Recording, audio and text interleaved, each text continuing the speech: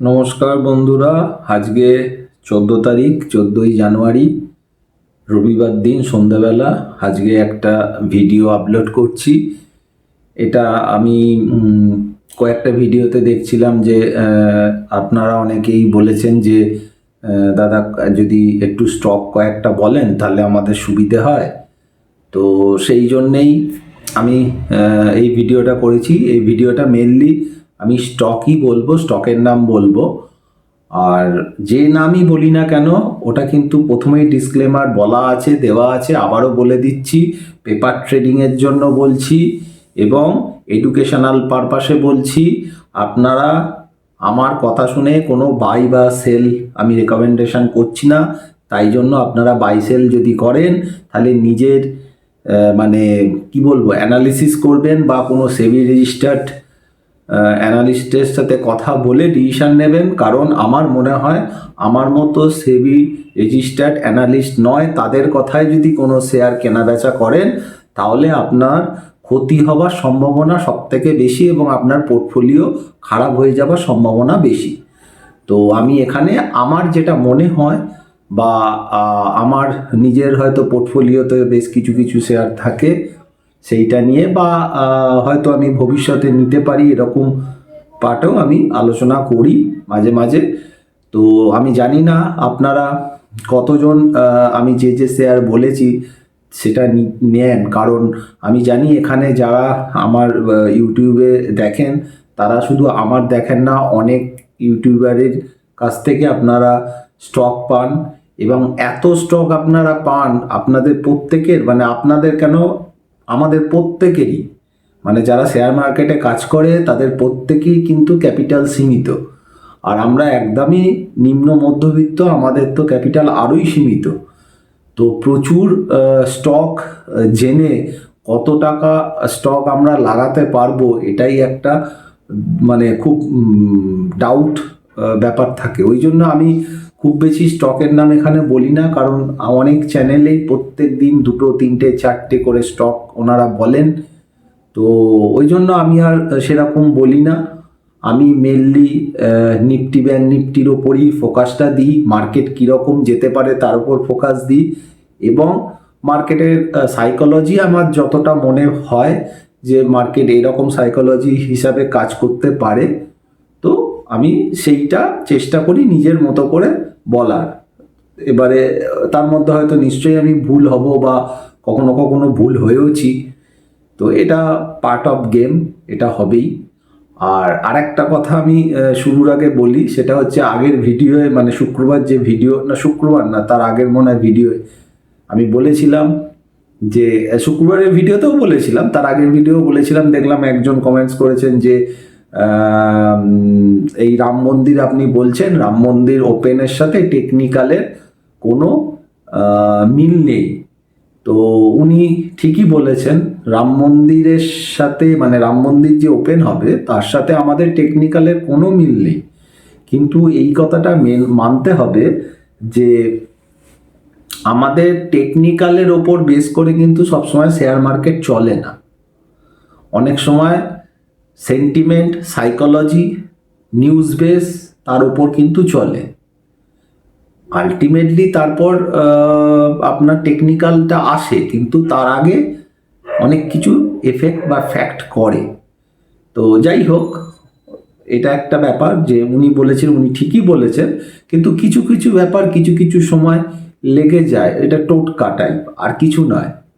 ঠিক আছে, এখন অনেকেই দেখবেন বলছে যে আপনার 22 তারিখ যেহেতু রাম মন্দির ওপেন হবে তাই জন্য 22,124 এই লেভেলটা আসতে পারে, কারণ 22,000 মানে 22 তারিখ, 101 মানে জানুয়ারি, আর 24 মানে 2024। এইভাবে বিভিন্ন লোক বিভিন্নভাবে টোটকা তৈরি বলছে, এ করছে, এগুলো টোটালি টোটকা। এটা কোনো বেস বা ভিত্তি বলে নয়। এখন হতে পারে যেমন আমি টার্গেট দিয়ে রেখেছি 22,050 এবং 22,243, এটা আমার দেওয়া আছে এবং ব্যাংক নিফটি দেওয়া আছে 49,000-এর কাছে। তো যাই হোক, আজকে এই ব্যাপারে আমি আর বলবো না। ও আরেকটা কথা বলে দিই, তারপর আমি স্টক নিয়ে আসবো।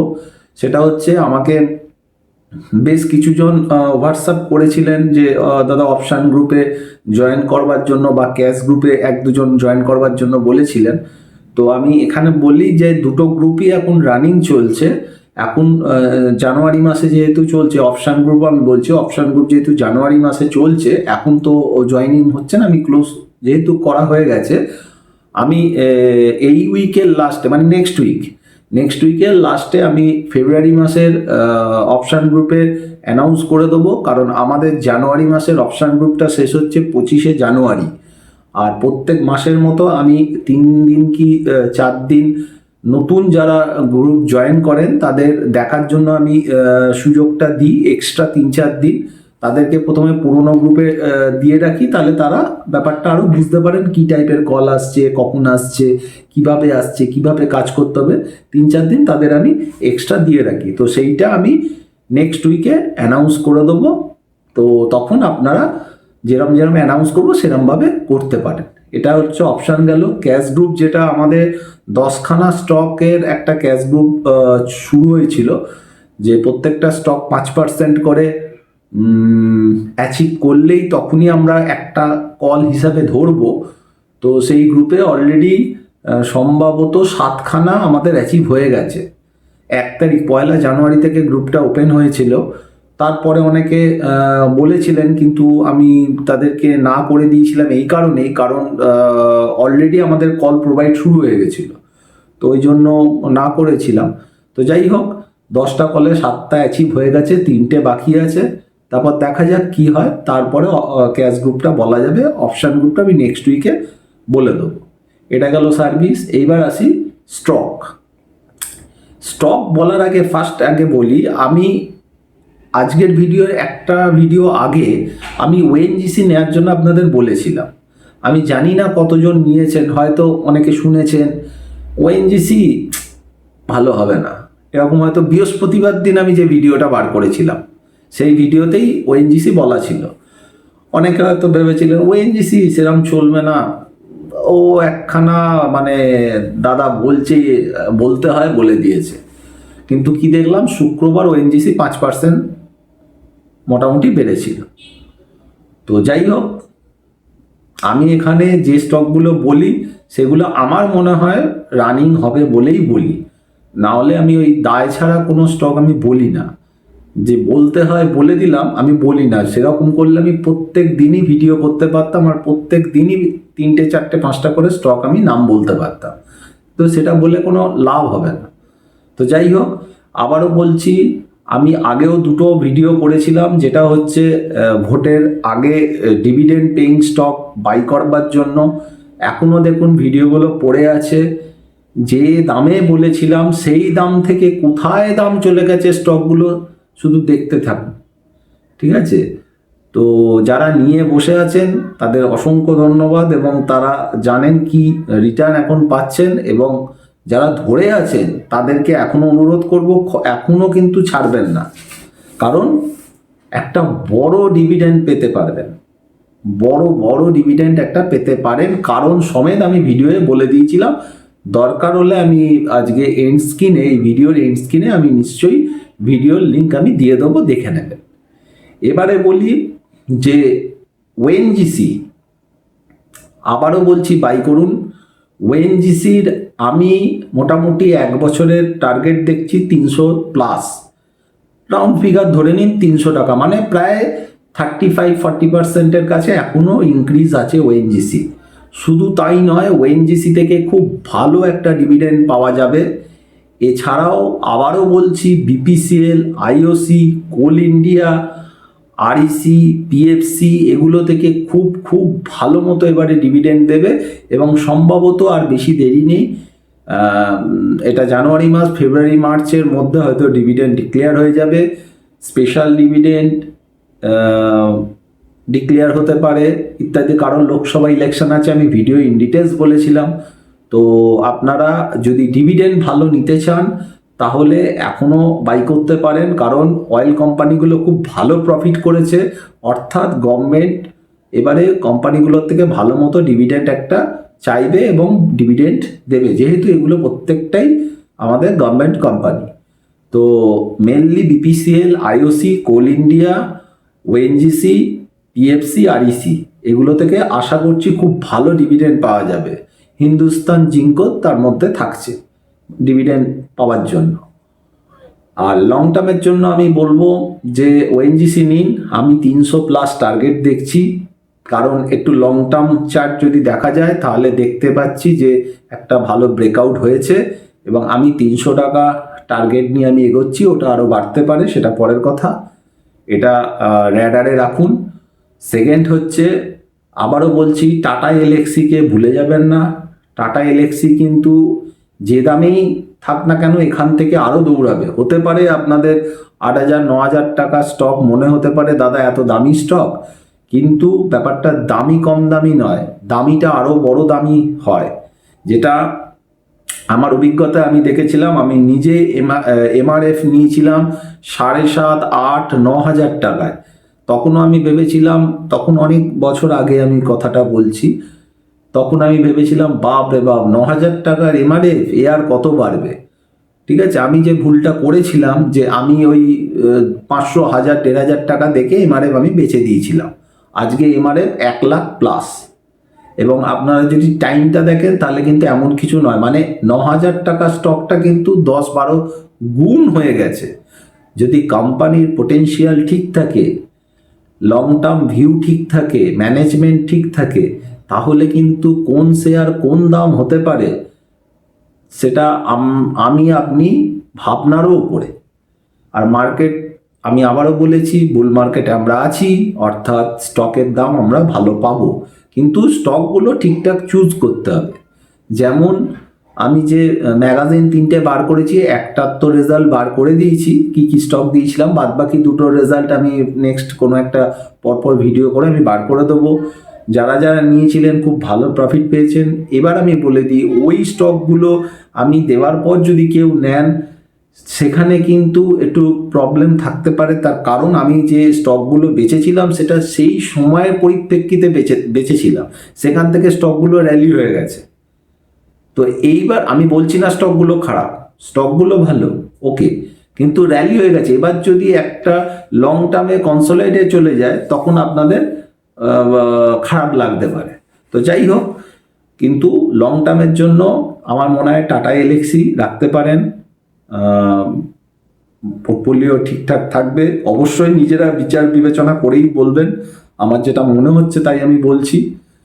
পারসিস্টেন্ট সিস্টেম ভালো, ওএনজিসি রাখতে পারেন 3টে, টাটা পাওয়ার ওকে, এগুলো টুকটুক করে রাখতে পারেন। তবে একটা কথা বলছি যে একবারে যে স্টকই নেন, যার কথাতেই নেন, নিজে বুঝেও যদি নেন, একবারে কোনো স্টক কিন্তু পুরো টাকা ঢেলে দেবেন না। তার কারণ আবারও বলছি, 2024 সালে একটা ভালো কারেকশন আছে। সেই কারেকশনটা কখন আসবে না আসবে আমরা এখন কেউ জানি না, কিন্তু আসবে এটা নিশ্চিত। অর্থাৎ যে যে স্টক আপনারা কিনবেন নিজেরা, সেই স্টকগুলো ধরে নিন অল্প অল্প কিছু কিনে রেখে দিলেন পোর্টফোলিওয়। এবার টাকাটা হাতে রাখলেন, যখন মার্কেট পড়বে তখন ওই স্টকেরগুলো আরও অ্যাভারেজ করুন। তাহলে দেখবেন ভালো স্টক কম দামে বেশ ভালো প্রাইসে আপনার হাতে চলে আসবে। অর্থাৎ স্টকগুলো বাজলেন, এখন দুটো বা 2-4টে করে কিনে রাখলেন, তাহলে স্টকগুলো আপনার পোর্টফোলিও থেকে গেল। এইবার মার্কেট পড়ার জন্য ওয়েট করুন। যখন মার্কেট পড়বে, ওই স্টকের দাম যখন পড়বে, তখন পার্ট বাই পার্ট ইনভেস্ট করুন। সে আপনারা যে স্টক নিজেদের ভালো মনে হয় সেই রকমই করুন। আর একটা আগের দিনও বলেছিলাম, ইরেডা, ওই ইরেডাও করতে পারেন, নতুন লিস্ট হয়েছে, ভালো এবং ভবিষ্যতে আমার মনে হয় ভালো ডিভিডেন্ডও দেবে, গভর্নমেন্ট শেয়ার, এবং মনে হচ্ছে ভালো ডিভিডেন্ড দেবে, প্রাইসও ভালো পাবেন। তো এই কটা স্টক মোটামুটি বলছি, আপনারা র্যাডারে রাখতে পারেন, একটু দেখতে পারেন স্টকগুলো কি হচ্ছে না হচ্ছে মুভমেন্ট, তারপর কাজ করতে পারেন। কেপিআইটি টেকও ভালো, খারাপ না, কেপিআইটি টেকও মোটামুটি চলতে পারে। এছাড়া কলকাতা আমাদের সিএসসি আছে, সিএসসিও যেভাবে ব্যবসাটা করছে, মনে হয় সিএসসিটাও খুব একটা ক্ষতিকারক হবে না।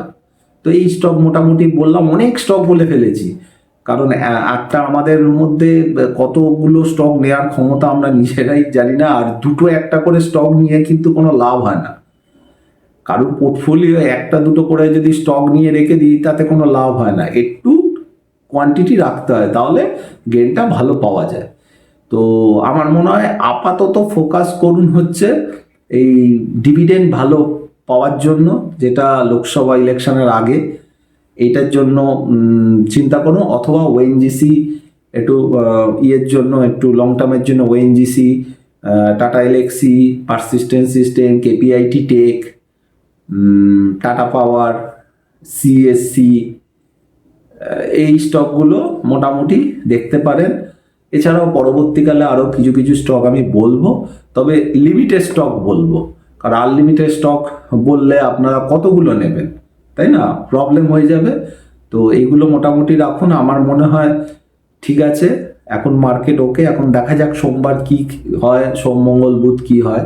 আমি তো আশা করছি 22,000-এর ওপরেই যাবে।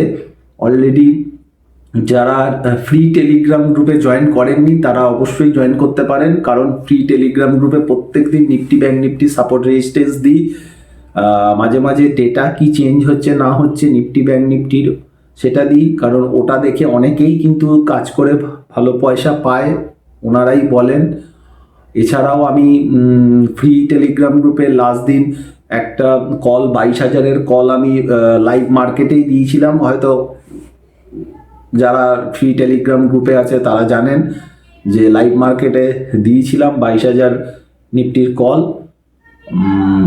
ব্যাংক নিফটিটা নিয়েও আমার মনে হচ্ছে ব্যাংক নিফটিটাও ঘুরিয়ে দেবে। ঠিক আছে, মোটামুটি ওভারঅল মার্কেট ওকে। আমাদের মনে যতক্ষণ ভয় থাকবে ততক্ষণ মার্কেট ওপরের দিকেই যাওয়া উচিত। মাঝে মাঝে টুকটাক কারেকশন করবে, এটা হেলদি কারেকশন, এটা খুবই জরুরি। এটা করলে মার্কেট আরও ওপরের দিকে যেতে পারে। তো যাই হোক, ভালো থাকুন। আজকে রবিবার, আমি ভাবলাম কয়েকটা স্টক বলি, যদি আপনারা আজকে রাতের মধ্যে দেখে নিজেরা চিন্তা ভাবনা করে যদি মনে করেন তাহলে কালকে ট্র্যাকে রাখতে পারেন। তাই জন্য আমি রাতেই আজকে ভিডিওটা করে দিলাম। ভালো থাকুন। আবার আমি মঙ্গলবার ভিডিও নিয়ে আসবো মার্কেটের ব্যাপারে। আর সবসময় যতই কনফিডেন্স থাক ভালো, কিন্তু ওভার কনফিডেন্স হবেন না, আর আনলিমিটেড জায়গায় গিয়ে বাই করবেন না। যতই কনফার্মেশন থাকুক না কেন, আনলিমিটেড মানে রিস্ক ম্যানেজমেন্টটা কিন্তু সবসময় করতে হবে। মার্কেট শেষ হবে না, মার্কেট মার্কেটের মতো চলতেই থাকবে, আমরা শেষ হয়ে যাব। ঠিক আছে, তো ওই জন্য অল্প অল্প করে খান, দীর্ঘদিন খান, দেখবেন একটা সময় প্রচুর বড় ওয়েলথ তৈরি হবে। তো যাই হোক, আজকে এখানে শেষ করছি। নমস্কার, ভালো থাকবেন।